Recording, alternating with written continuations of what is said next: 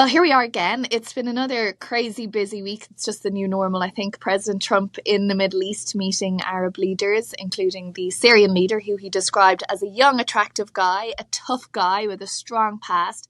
But maybe he was also describing our special guest this week, Ed O'Keefe, CBS News senior White House and political correspondent. Great to have you with us.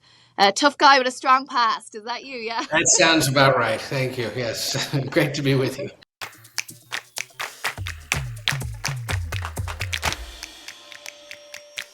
President Trump out of town this week. You think maybe it might be quiet, but it wasn't. And obviously he travelled to the Vatican for Pope Francis' funeral. So not strictly his first foreign trip, but his first major planned, scheduled diplomatic trip to the Middle East. And certainly plenty of news was made there. Absolutely. And primarily of an economic nature, trying to get Saudi Arabia, Qatar, and the United Arab Emirates to announce big economic development deals or plans to purchase goods and services from American firms. There was a major announcement in Qatar, for example, that they're buying a handful of planes from Boeing. There were plans for NVIDIA to be able to do more work in Saudi Arabia. And all of this designed to demonstrate that the president, the deal maker that he likes to cast himself as, is going around the world, getting the world to buy American or to buy American services and make sure that companies back home are benefiting from the work he's doing. And so, there were questions about why this region of the world first, why not Europe, why not Asia? Obviously, he went to the funeral of Pope Francis, so it was a chance to see some of the world, and there was some significant diplomacy there. But one of the big things that these three have in common is that they are places that do business with the Trump family. There are major economic development, real estate projects underway in those countries, golf courses, hotels, things of that nature. President insisting he doesn't know much about it because his sons run the business now, and that may or may not be the case. But it's raised a lot of questions back here about whether he and his family are enriching themselves as he goes about the world and goes about the work of being president. One of the other things they have in common is that President Trump is really immensely popular, at least in the UAE and Saudi Arabia. I used to cover that part of the world for about 5, 6 years during the previous administration, and I was there when Trump was elected the first time. And people really were quite ecstatic about him being elected. I mean, part of that has to do with kind of geopolitics and that they saw Obama as being weak on Iran, which in the UAE and Saudi's case at the time, especially, was very much their number one foreign policy concern. But also, he was seen as being kind of less preachy than past administrations. The same was the case with Biden afterwards, in that he spoke to them in terms of interests rather than in terms of, for example, human rights or meddling in their domestic affairs, which really is kind of a very, very sensitive topic in that part of the world. Well, in any part of the world, but in that one in particular. So he really was very popular and remains very popular. So I think this is about as close to a home game as you can get on a foreign trip in terms of a receptive audience. President Trump said in his second inaugural address he wanted to be a peacemaker, a unifier. This week, is that what we saw? Is this President Trump the peacemaker, the deal maker, and he's doing it in a very different way than we're used to with US foreign policy with past administrations, that it's not about having talks about peace or human rights abuses or building democracy, that it's about economics. He likes to say peace through strength, that it's peace through prosperity. That's how he's going to roll. I was reminded of an interview that the Energy Secretary did this week with one of my colleagues, Weijia Zhang, who's on the trip, where she asked him about the case of Jamal Khashoggi and whether President Trump would be raising that with the Saudi royal family, with MBS. And the Energy Secretary essentially said, well, that's from several years ago. And we're looking ahead. We're looking forward. We're not as concerned about those things. So almost exactly what you're saying is that this is far more about what economic deals can be cut, how can we improve these relationships going forward, and no need or no desire to lecture those that he's meeting with about American norms or American expectations or Americans' belief system, but just how much money do you have and how much are you willing to spend with American companies to boost our economy was essentially the main focus of this throughout the week. And look, if Saudi Arabia eventually normalizes relations with Israel, and if he convinced the new Syrian interim president to do the same through the Abraham Accords in the coming months, then yes, this was a successful example of him being a deal maker in a different mold. But if that doesn't happen, or if the problems that plague that region don't change much despite his visit, well, then he, like other American presidents, has struggled to sort out how exactly to help there, and will not have fulfilled some campaign promises. I thought it was kind of notable that, at least to me, it seemed that there was kind of two parallel messaging efforts. There was the economic one, which the Trump administration hopes plays well domestically in terms of all these foreign investments eventually being good for American companies and ultimately American jobs, which is something, he brings up constantly when he talks about tariffs and foreign investment. But at the same time, when he was in Saudi and he said that, we don't want to tell people how to live. I mean, the subtext of that I thought was, he's really wary of U.S. intervention in the Middle East, and that's something that's, broadly a popular idea from Morocco to the Gulf, in that every time the U.S. has really gotten involved, I mean, 2003 in Iraq is the best example, things tend to go sideways or not necessarily as intended. So that I think that message for a Middle Eastern audience, I think, will be really quite popular, in that he wants to take kind of a hands-off approach in terms of what the U.S. is doing in the Middle East, but at the same time kind of be very tight in terms of economic and financial terms, which benefits them as well, ultimately. And that was part of the speech he gave in Riyadh, which, I think was kind of him laying out what you might call the Trump doctrine a bit. I mean, he had that very catchy line. I wrote it down. He said, "We want to forge a future where the Middle East is defined by commerce, not chaos, where it exports technology, not terrorism, and where people of different nations, religions, and creeds are building cities together, not bombing each other out of existence."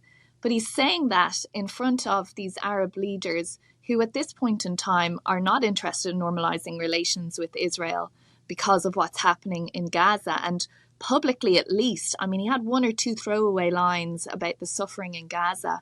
But I mean, it was kind of interesting to me how those Arab leaders who clearly feel very strongly about this didn't seem to be putting that to him either.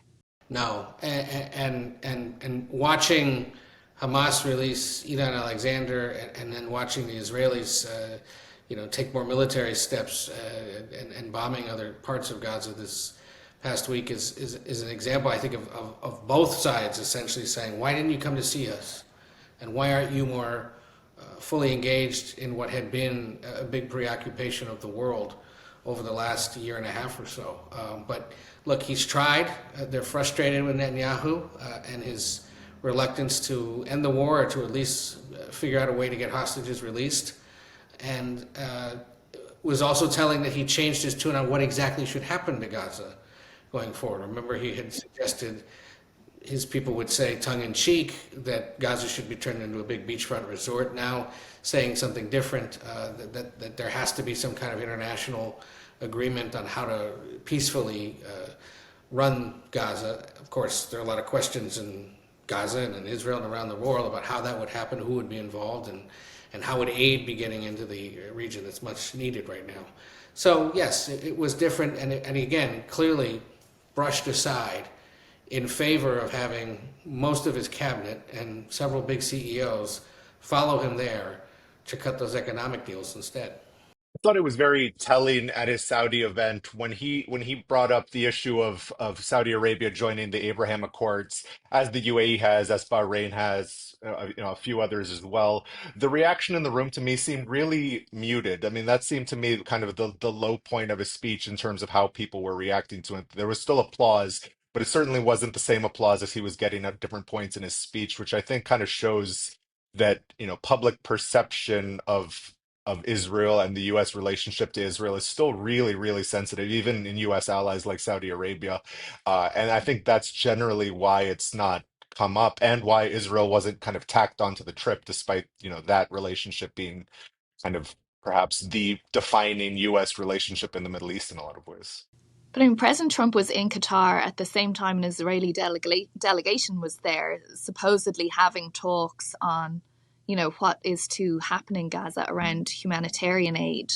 And then you have, as you mentioned, Ed, the release of Idan Alexander. And it seems that the US negotiated directly with Hamas on that, bypassing Israel again.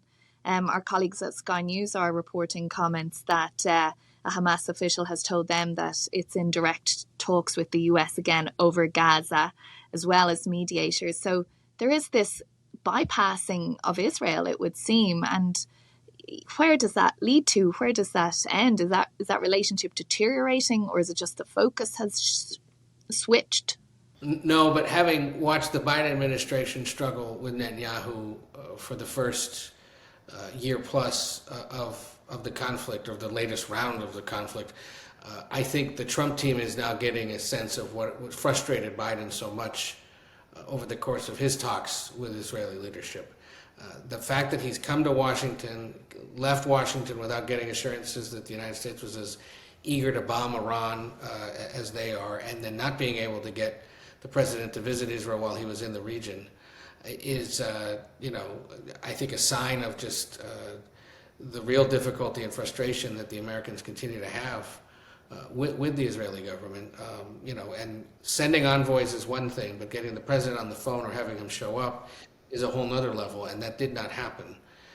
Either because they don't feel it's politically worth the time and effort, or because they're just under the impression that Israel isn't necessarily serious or ready to do something about it. So, being able to instead come to the region and leave with hundreds of billions of dollars in deals and a chance to greet the troops and say thank you for what you're doing to protect the world from this perch, and then potentially be able to be in the region when there's all these other developments with all the other crises, but not be directly engaged.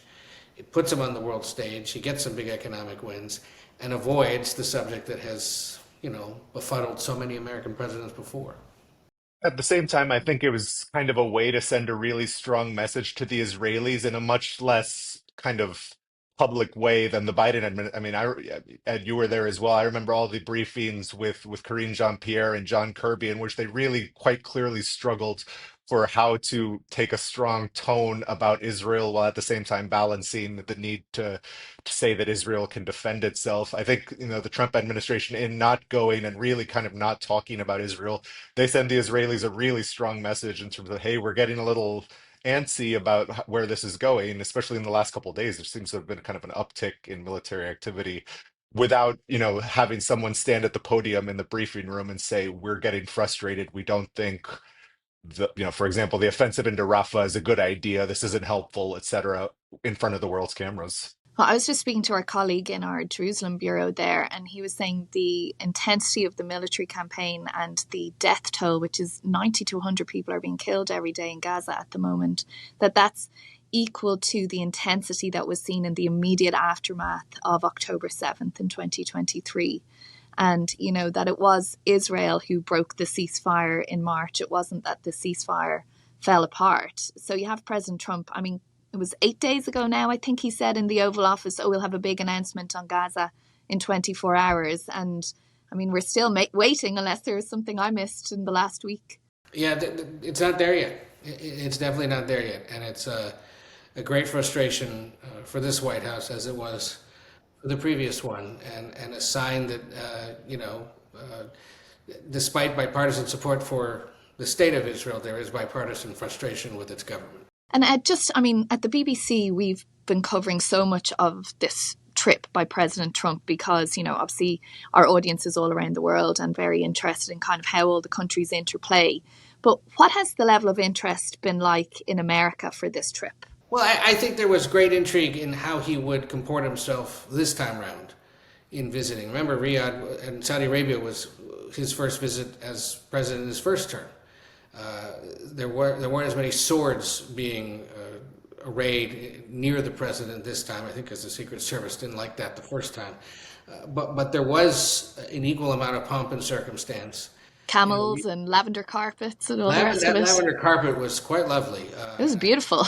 Yeah, and the camel greeting in Qatar as they drove alongside his motorcade was equally intriguing and visually stunning, certainly for an American audience that doesn't necessarily get to see that opulence as often. And so, if the headline back home is your president has made a trip, he didn't have any really big mistakes committed, and he brought back hundreds of billions of dollars in promised investment. Emphasis on promised, because promises can be broken, and often in these economic agreements they are. they're going to see it as a success. And if nothing adverse happened in any of those other global crises, despite his push to get things settled, well, then that's also a win, because at least status quo was kind of maintained, right? If there was no deal between Israel and Gaza, well, okay. No deal with Iran, no, but there may be progress. No deal with Russia and Ukraine, well, Putin, he's stubborn and he never shows up anyway, but we tried.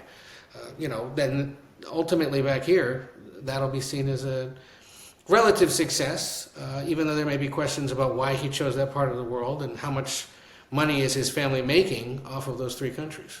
You mentioned President Putin there, Ed, and that's obviously the other big thing that we've been watching this week. And, President Trump likes to think he's the big, strong man, but he's come up against a very big, strong man, it would seem here, who maybe at this point is getting the better of him. It would seem, and by suggesting on Thursday morning that perhaps the only way this is ever going to get settled is if he and I meet directly, it seems like he's pivoting back to this idea that he can negotiate on Ukraine's behalf, and that may be the fastest, easiest way to get this done.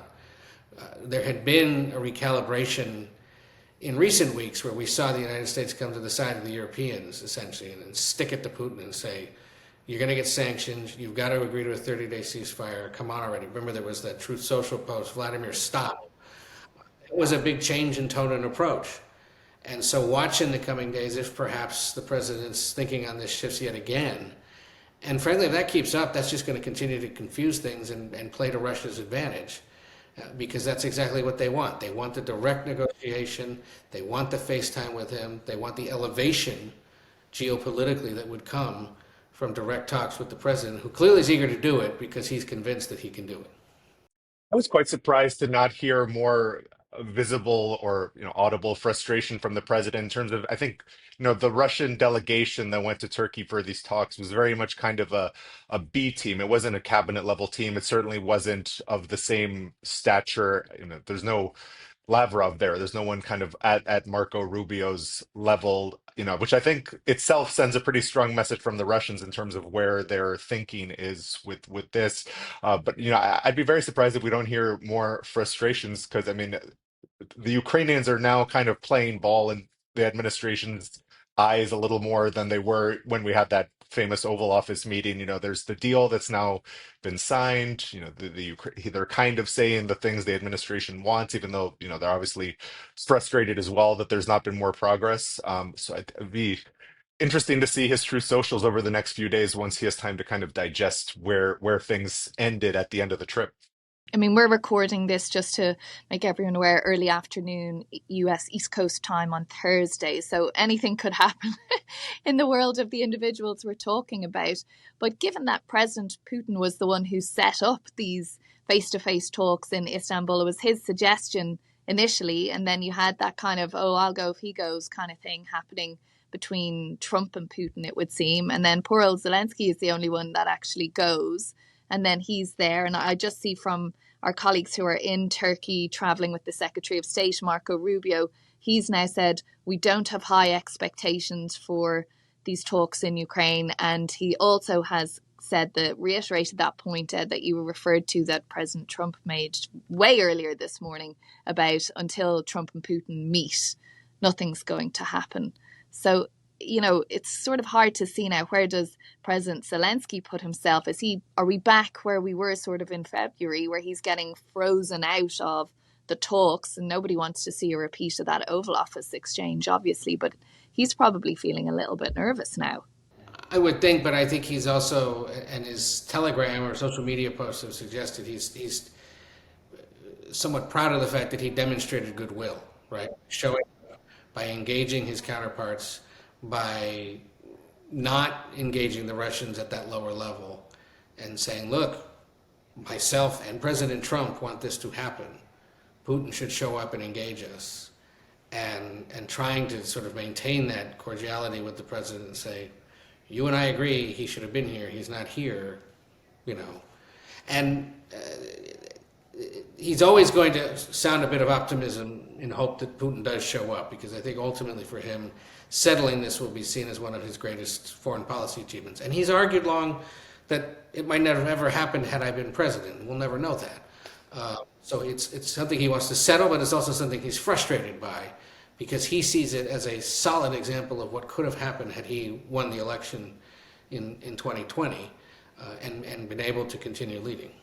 I think also it's interesting. There's kind of just kind of a battle of wills between the two leaders who are obviously very different leaders, but they're both people who have traditionally kind of expected people to come to them. I mean, look how many state visits we've had in the White House just in the last couple months compared to how many, well, until this week, he really hadn't gone to see anyone else in their own backyard. Putin's kind of in the same in that regard. You know, people come to him in the Kremlin. It's not that he necessarily travels to a lot of the countries that the Russia is close with diplomatically to see them. So I just think I wonder how much of this isn't to see who's trying to break first as kind of a PR and messaging standpoint domestically and internationally in terms of oh that they came to see me. Well, President Trump would tell you this is the art of the deal in real life, isn't it? It's the kind of playing a game of chicken or brinkmanship or whatever you want to call it.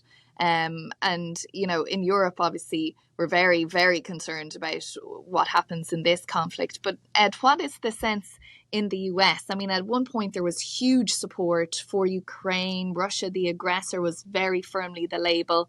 That appears to have dissipated a bit. It does, but there is legislation that's sort of sitting there ready to go on Capitol Hill regarding sanctions on Russia should they fail to meet this 30-day ceasefire. It has 70 sponsors in the Senate, so there's sufficient bipartisan support to get it passed. The question might be, does it ever get a vote in the House in the next few weeks, given that they're much more focused on a massive budget and tax bill that's eating up all their time. So there's a chance to at least go on the record as upset again with Putin. And the fact that it is bipartisan would send a stronger signal. Is the president willing to sign it? We'd have to wait and see. But you're right, this is not the issue that once dominated America's psyche.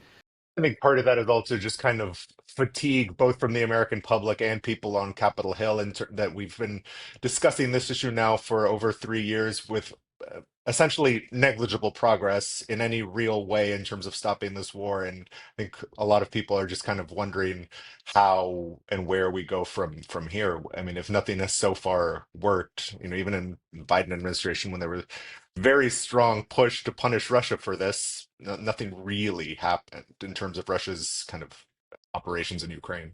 So is President Trump's focus on it then about potentially getting a deliverable here, getting a win that is maybe proving more difficult at home on the economic front? I mean, everything he's done on immigration has been successful to a point, but a lot of it's mired up in court action as well. Yeah, I mean, he's always looking for some kind of palpable win. And it's been hard to find them either legislatively or through the actions that he can take. So certainly he would love to be able to get one of those and demonstrate that he has done something big. And immigration is another one of those that's going to go on for several more weeks or months as we get to court decisions and whatnot. This week's hearing, for example, on birthright citizenship, or whether lower courts can really establish nationwide what we call injunctions or stoppages, essentially, of a policy, is a flashpoint and a reminder that while he's trying to get things done and is taking bold strokes to do so, the checks and balances of the American system are kicking in. They just work a lot more slowly. And we're going to get a good sense with some of these rulings soon whether a conservative-leaning high court is willing to side with a Republican president or going to tell him, no, sir, you can't go that far. Maybe you can only go this far, but you can't get everything you're looking for. We are at time. Bernd, it's always great to talk to you. And Ed, thanks so much for being with us for your first time on the President's Path. Great to be here. Thanks for having me.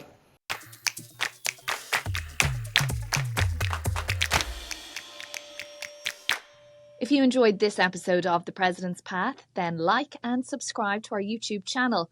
We'd love to hear from you, so please leave us a comment below or email us on path@bbc.co.uk.